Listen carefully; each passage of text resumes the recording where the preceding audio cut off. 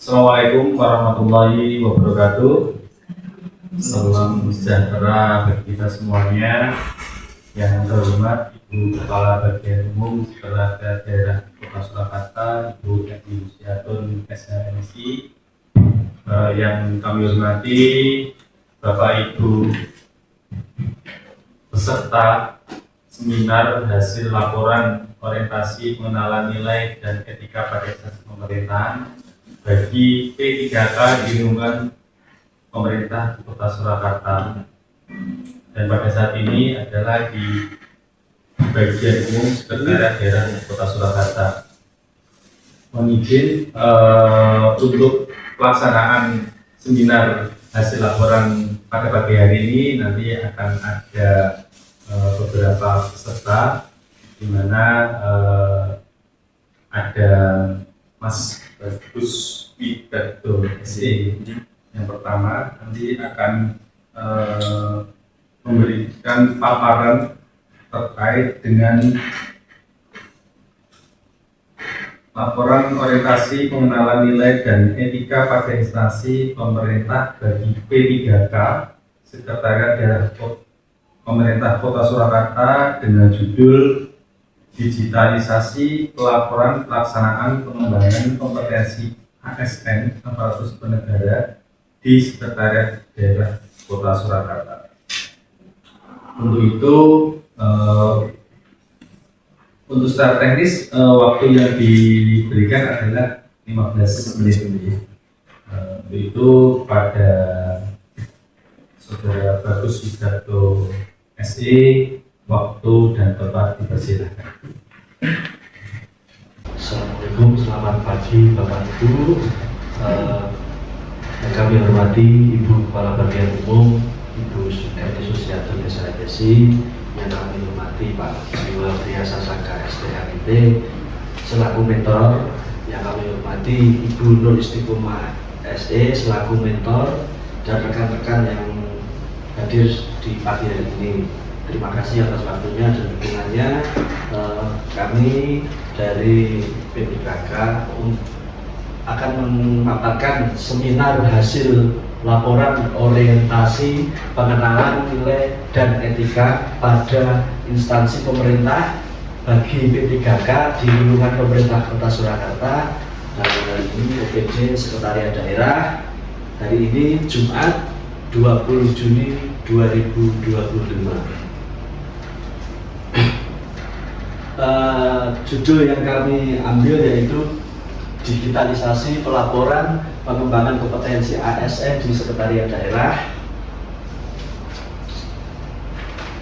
Ini identitas diri saya, nama Bagus Widarto, lahir di Surakarta 3 Mei 85. Saya beralamat di Banyuanyar RT 1 RW 1 Banjarsari Surakarta. Kebetulan saya mengampu analis SDM ahli pertama unit kerja bagian umum Sekretariat Daerah Kota Surakarta. Untuk riwayat pendidikan, yaitu pendidikan terakhir di STIE atau Bakti Surakarta jurusan manajemen tahun 2014. Pendahuluan latar belakang dari orientasi ini yaitu orientasi pegawai pemerintah dengan perjanjian kerja berkaitan dengan upaya pemerintah meningkatkan kualitas sumber daya manusia di sektor publik. P3K merupakan bagian dari reformasi birokrasi Indonesia yang bertujuan untuk menciptakan aparatur negara yang profesional, kompeten, dan berkinerja tinggi. Maksud membekali P3K dengan pengetahuan, sikap, dan perilaku tentang nilai dan etika pada instansi pemerintah dalam mendukung pelaksanaan tugas jabatannya dan pencapaian visi misi organisasi, dengan tujuan membekali peserta dengan pengetahuan, sikap, perilaku tentang nilai dan etika pada instansi pemerintah dalam mendukung pelaksanaan tugas jabatannya dan pencapaian visi organisasi. Peserta mampu memahami dan mengenal nilai dan etika pada instansi pemerintah. Waktu dan tempat dilaksanakan pada tanggal 16 Mei 2025 dan sampai tanggal 20 Juni 2025 di tempat kedudukan masing-masing sesuai unit kerjanya. Sesuai dengan Perda nomor 6 tahun 2021 tentang RPJMD, nilai dan etika pemerintah Kota Surakarta yaitu visi mewujudkan Surakarta sebagai kota budaya yang modern, tangguh, gesit, kreatif, dan sejahtera. Misi yaitu ada 7. Misi yang pertama, meningkatkan kesehatan masyarakat yang berkelanjutan. Misi kedua, memperkuat pertumbuhan ekonomi yang kuat dan berkelanjutan. Misi ketiga, mewujudkan tata ruang dan infrastruktur kota yang mendukung pemajuan kebudayaan dan pariwisata berkelanjutan. Misi keempat, meningkatkan kualitas dan daya saing pemuda dan masyarakat umum di bidang pendidikan, ekonomi, seni, budaya, dan olahraga. Misi kelima, mengembangkan tata kelola pemerintahan pelayanan publik yang gesit dan kolaboratif berlandaskan semangat gotong royong dan kebinekaan. Misi keenam, mewujudkan kemakmuran dan kesejahteraan bersama warga kota yang berkeadilan dan inklusif. Misi ketujuh, mewujudkan kondisi dan kerukunan antar umat beragama dalam tata kehidupan. Berikut adalah bagian perangkat daerah Kota Surakarta, yaitu wali kota, dan dibantu dengan organisasi perangkat daerah yang terdiri dari sekretariat daerah, sekretariat DPRD, inspektorat, 20 dinas daerah, 7 badan, 5 kecamatan, sesuai dengan Perda Pembentukan Susunan Organisasi Perangkat Daerah. Sesuai dengan PP 49 tahun 2018 tentang manajemen P3K, yaitu manajemen P3K, hal-hal yang diatur dalam manajemen P3K sebagai berikut. A. Rekrutmen dan seleksi P3K, perjanjian kerja, hak dan kewajiban, pengembangan karir, penggajian dan tunjangan, penilaian kinerja, pemutusan hubungan kerja. Dengan penilaian kerja P3K, adapun unsur penilaian kinerja yaitu A. Pencapaian kinerja individu, kompetensi teknis, kompetensi manajerial, perilaku kerja. Disiplin P3K, penegakan disiplin pada P3K bertujuan untuk menjaga kualitas layanan publik dan profesionalisme pegawai, mendorong P3K mematuhi aturan di lingkungan kerja, meningkatkan integritas serta mencegah tindakan yang dapat merugikan instansi pemerintah dan kepentingan publik. Sesuai dengan Perwali 21.1 tahun 2021 tentang Renstra dan perubahan profil sekretariat daerah dipimpin oleh seorang sekretaris daerah yang kini dijabat oleh Bapak Budi Murtono SEMSI yang berkedudukan dan bertanggung jawab di bawah Wali Kota Surakarta. Sekretariat daerah sebagai salah satu unsur staf mempunyai tugas membantu Wali Kota dalam penyusunan kebijakan, pengkoordinasian administratif terhadap pelaksanaan tugas perangkat daerah serta pelayanan administratif. Visi sesuai dengan visi Wali Kota yaitu mewujudkan Surakarta sebagai kota budaya yang modern, tangguh, gesit, kreatif, dan sejahtera. Misi yaitu selaras dengan misi Wali Kota yaitu misi kelima, mengembangkan tata kelola pemerintahan dan pelayanan publik yang gesit dan kolaboratif berlandaskan semangat gotong royong dan kebinekaan. Tujuan umum yaitu terwujudnya birokrasi yang responsif, adaptif, gesit, dan kolaboratif. Tujuan khusus mengelola risiko dan potensi sumber daya pemerintah daerah dalam mencapai tujuan pemerintah daerah. Kedua, meningkatkan akuntabilitas kinerja, kualitas pelayanan publik, serta kapasitas daerah. Program strategis, program perekonomian dan pembangunan, pemerintahan dan kesejahteraan rakyat, program administrasi umum. Tugas fungsi sekretariat daerah berdasarkan Peraturan Wali Kota Nomor 14 Tahun 2023, Sekretariat Daerah mempunyai tugas membantu Wali Kota dalam penyusunan kebijakan, pengkoordinasian administratif terhadap pelaksanaan tugas perangkat daerah serta pelayanan administratif. Untuk menyelenggarakan tugas pokok sebagaimana tersebut, di atas Sekretariat Daerah menjalankan fungsi 1. Pengkoordinasian penyusunan kebijakan daerah, pengkoordinasian pelaksanaan tugas perangkat daerah. Ketiga, pemantauan evaluasi pelaksanaan kebijakan daerah. Keempat, pelayanan administratif dan pembinaan aparatur sipil negara pada instansi daerah. Kelima, pelaksanaan fungsi lain yang diberikan oleh wali kota terkait dengan tugas dan fungsinya.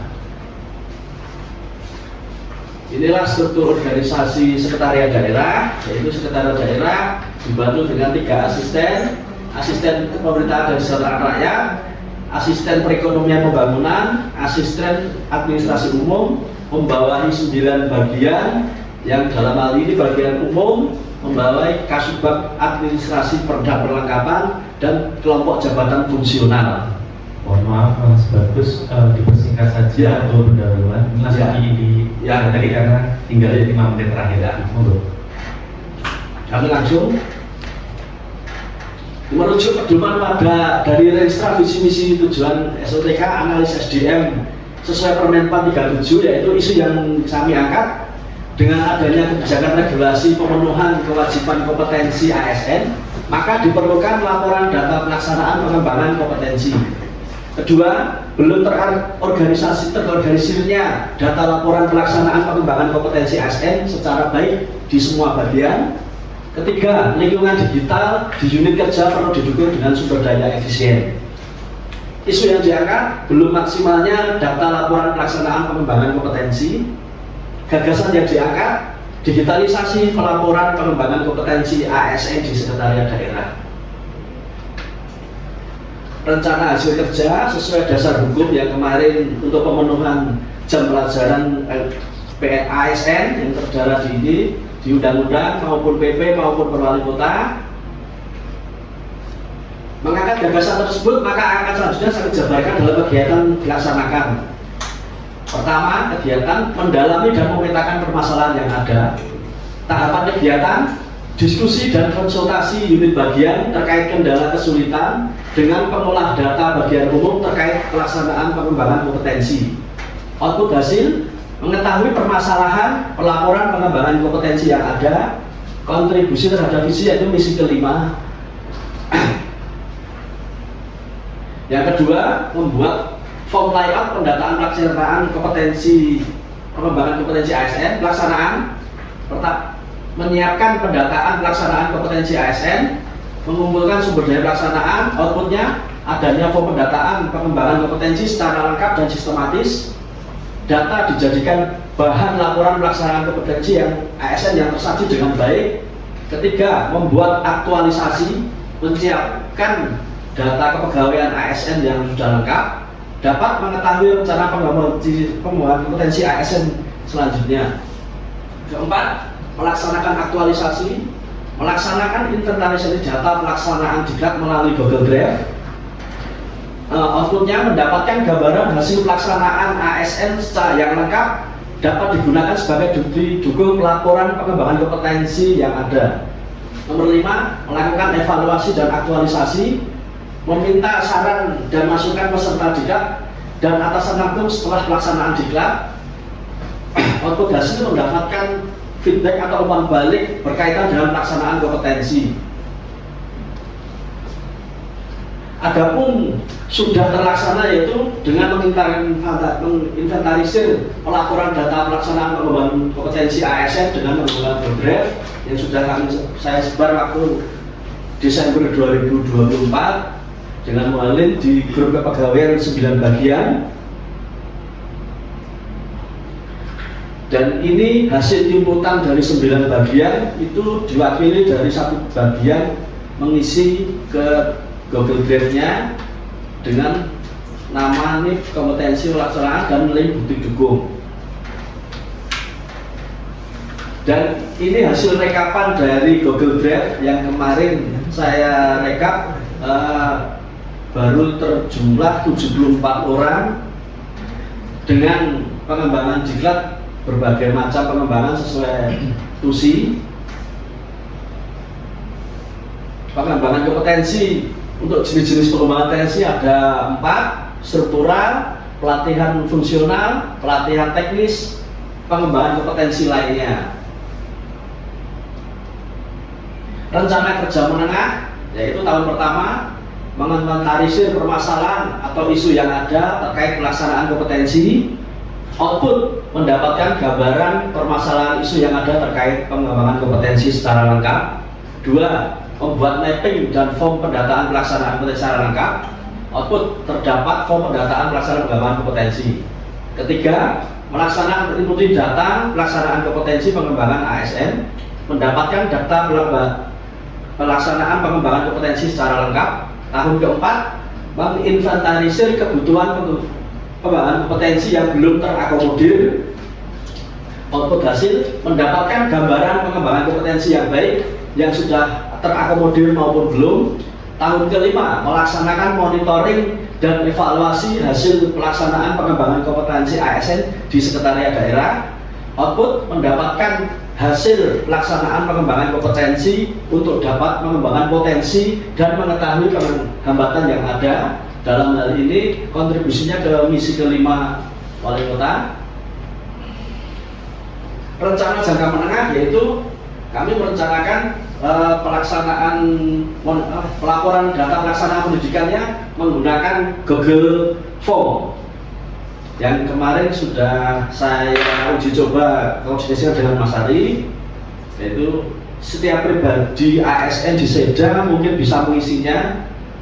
Nanti mohon masukan dan saran untuk kekurangan dari Google Form. Dan ini hasil uji coba kemarin langsung terrekap, jadi jam dan tanggalnya, nama, NIP, jabatan, pelaksanaan diklatnya, waktu pelaksanaan, unit bagiannya, bukti dukungnya.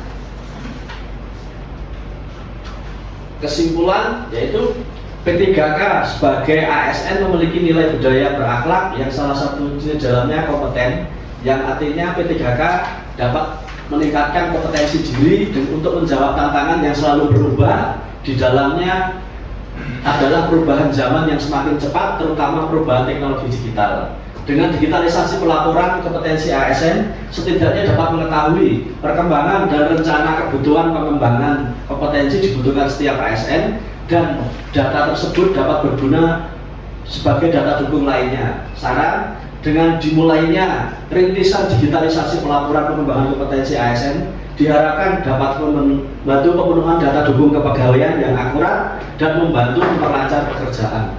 Terima kasih. Assalamualaikum warahmatullahi wabarakatuh. Terima kasih Mas Bagus atas paparannya terkait dengan judul yang diangkat. Pada intinya adalah mengubah tata cara yang sebelumnya manual ke dalam proses digitalisasi. Jadi melingkupi kegiatan di sektor kepegawaian, terutama untuk dalam hal pengembangan kompetensi ASN. Jadi yang cukup menarik ini judul yang diangkat, dan ini barangkali menjadi sebuah terobosan awal yang akan membuka pintu efisiensi dan efektivitas terkait dengan sistem yang akan dibangun oleh teman-teman di tim kepegawaian, terutama di sekretariat daerah Kota Surakarta yang saat ini posisi sudah ada kurang lebih sekitar 4 jabatan fungsional ASN, jabatan analis SDM aparatur. Jadi demikian paparan dari Mas Bagus. Untuk selanjutnya mohon berkenan Ibu Kepala Bagian Umum memberikan saran, masukan, pendapat terkait paparan yang telah diberikan. Waktu dan tempat tidak. Terima kasih Mas Arman, Mas Bagus. Assalamualaikum warahmatullahi wabarakatuh. wabarakatuh. Menarik kami gagasan yang diangkat oleh Mas Bagus dan seminar ini. Jadi tidak hanya sekedar memenuhi persyaratan untuk mengikuti orientasi, namun ini benar-benar gagasan yang diangkat yang memang saat ini sedang didorong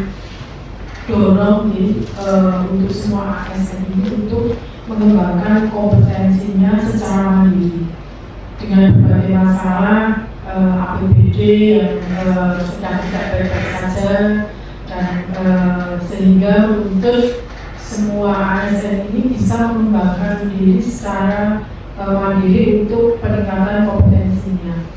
Nah, lalu untuk digitalisasi ini memang teknologi ini harus diikuti dan dikembangkan, dan juga untuk yang sifatnya pelaporan apapun di bidang kepegawaian, salah satunya yaitu untuk laporan pengembangan kompetensi SDM.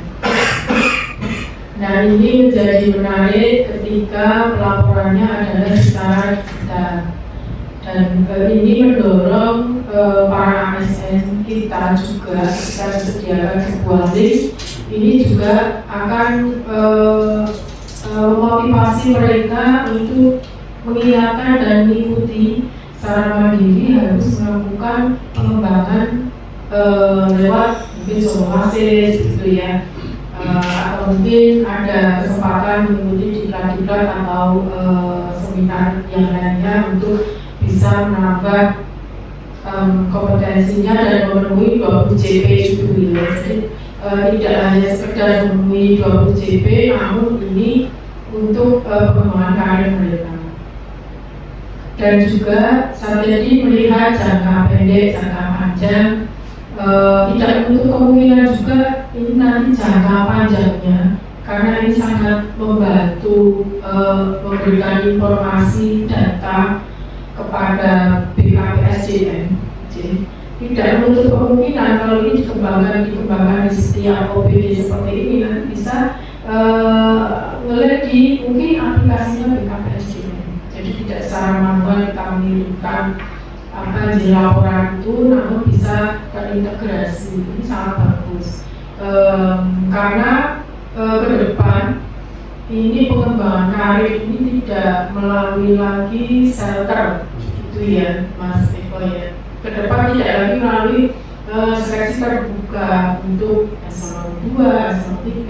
Nah, besok akan menggunakan talent pool, di mana talent tiap-tiap SDM itu akan dicermati, dianalisa, dan akan ditempatkan sesuai dengan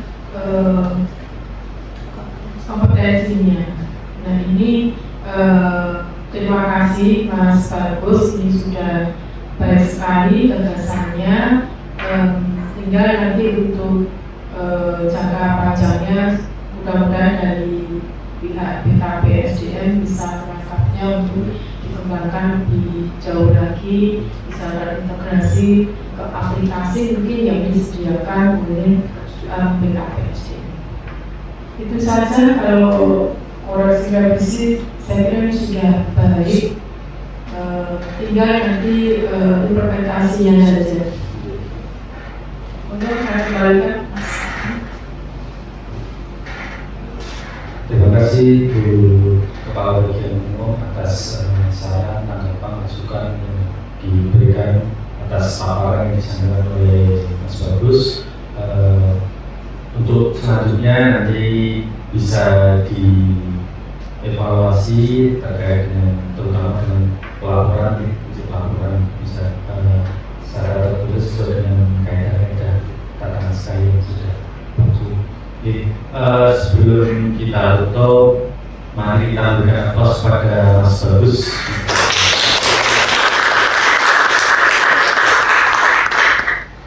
Terima kasih banyak Bapak Ibu sekalian. Selanjutnya kami mohon maaf bila tidak. Assalamualaikum warahmatullahi wabarakatuh.